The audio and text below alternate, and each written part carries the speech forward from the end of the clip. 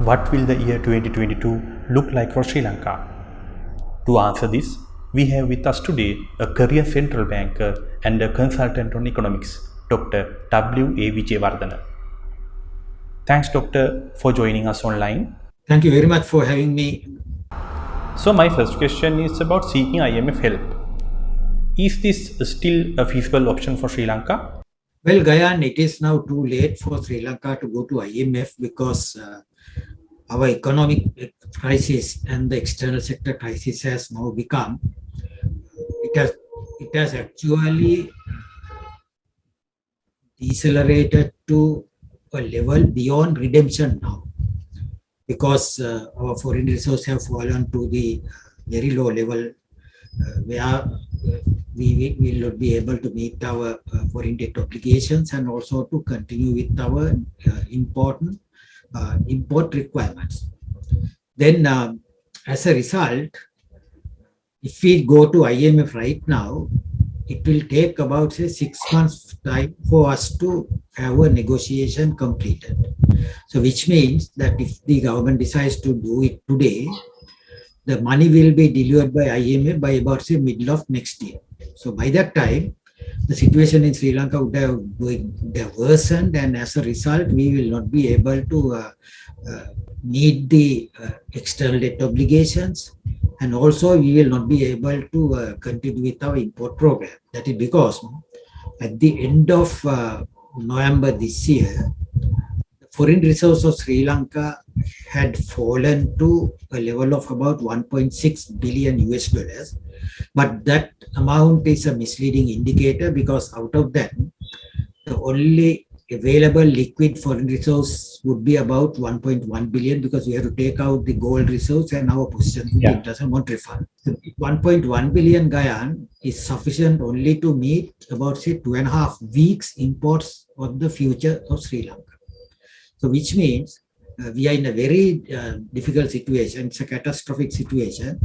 So our present problem, Gayan, is how we would be able to survive in the next maybe 2 weeks time, 2 to 3 weeks time. So IMF assistance will come only middle of the year.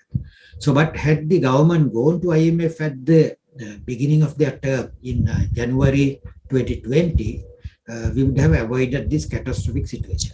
So, what are the alternatives you see at the present moment? The present moment, the alternative is how to survive within the next 4 weeks time period. For that purpose, there should be a mega inflow of foreign exchange resource to Sri Lanka.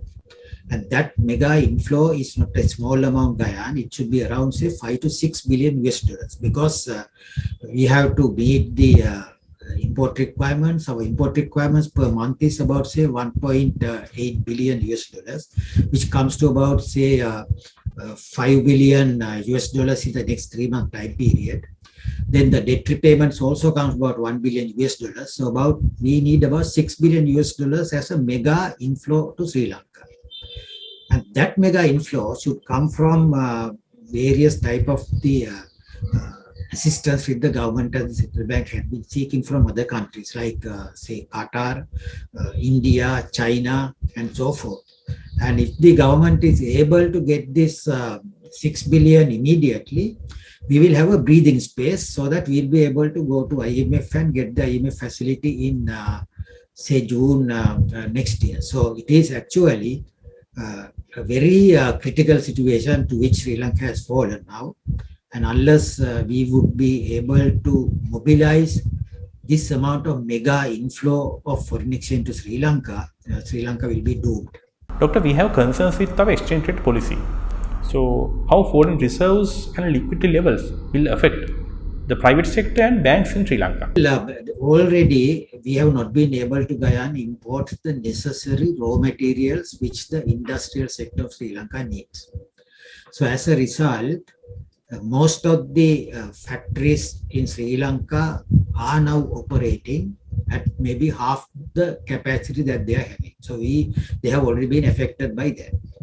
Then the agriculture sector has been affected because we have not been able to import the necessary fertilizers and the pesticides. So as a result, the agricultural sector has also, farmers also have been affected, and in that case, not only the subsistence farmers but also the plantation sector, tea, rubber, and coconut. Those plantation sector industries have also been affected. So the agricultural sector will undergo a severe drop in the total production in the next 6 months to 12-month time period, because we don't have foreign exchange to import the necessary fertilizers and the chemical petrochemicals. So the other side is that when the foreign exchange reserves have come down to such a low level, all other economic activities also will come down to standstill, because the banks do not have foreign exchange to enable them to sell to the people who want to buy them.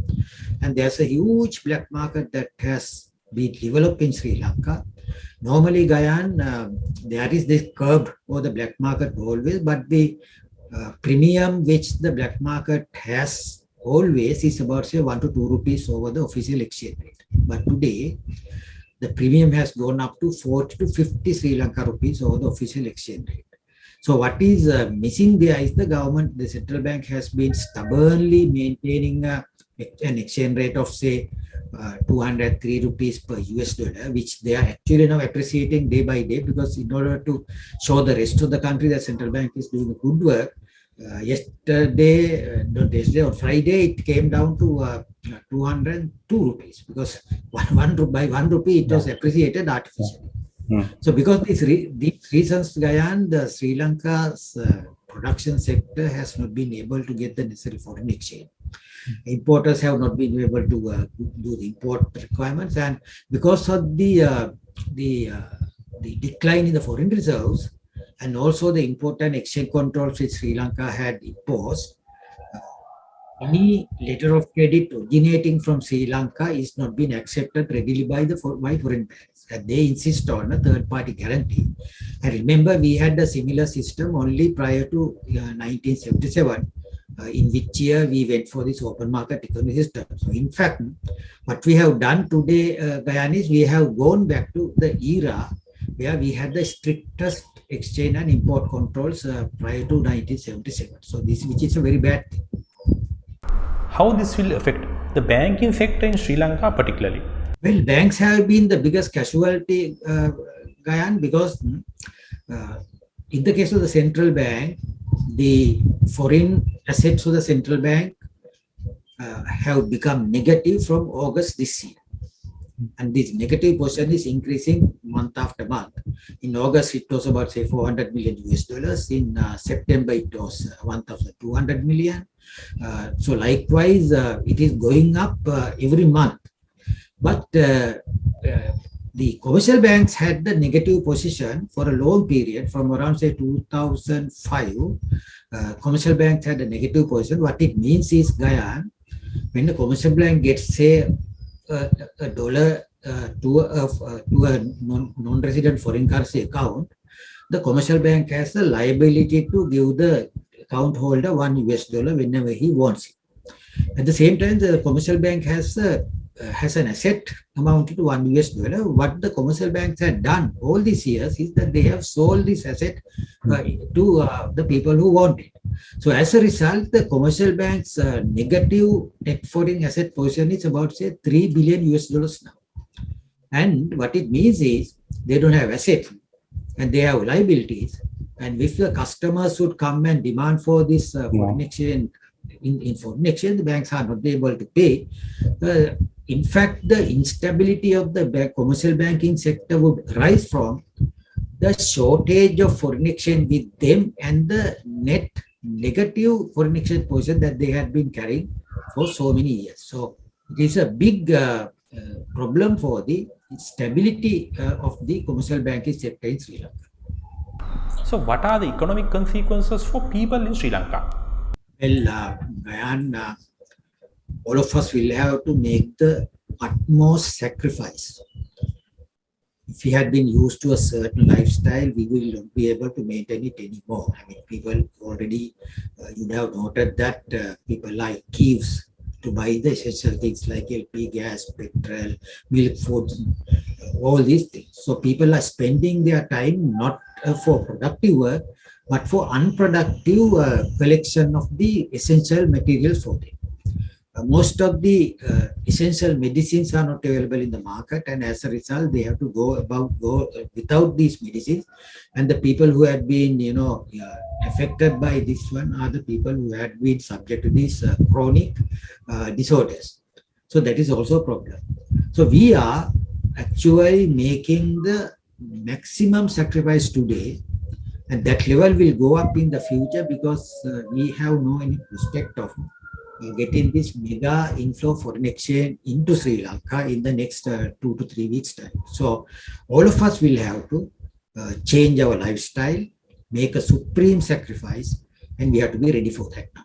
So coming back to the initial question, what will the year 2022 look like for Sri Lanka? Is this an opportunity for introspection and course correction? Well, we will have to, I think, change our economic policy immediately if the central bank will not be able to maintain this artificial exchange rate at 203 rupees per US dollar. We'll have to borrow more money from these friendly sources in order to survive. And because the industries and agriculture are now operating at maybe 50% of the capacity, economic growth will fall. And the Sri Lanka will have a very gloomy future in 2022. If the government is interested in avoiding it, what it should do is it has to immediately change the present economic policy, policy package that they have introduced. Unless the government does that, what would happen is we are heading towards a major disaster in 2022. Doctor, do you have anything to add? Well, this is a gloomy picture that I have painted, but this is what, as an independent and objective economist, I would see.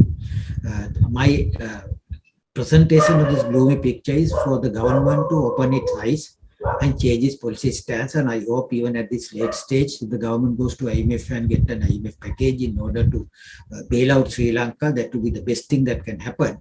Other than that, trying to resolve a major foreign exchange crisis by applying palliatives by the government will not help Sri Lanka in the future. So this is the warning that I have to give to the top economic policy makers of the present administration. Thanks, Doctor, for sharing your thoughts. Take care and stay safe. Thank you very much, Gayan.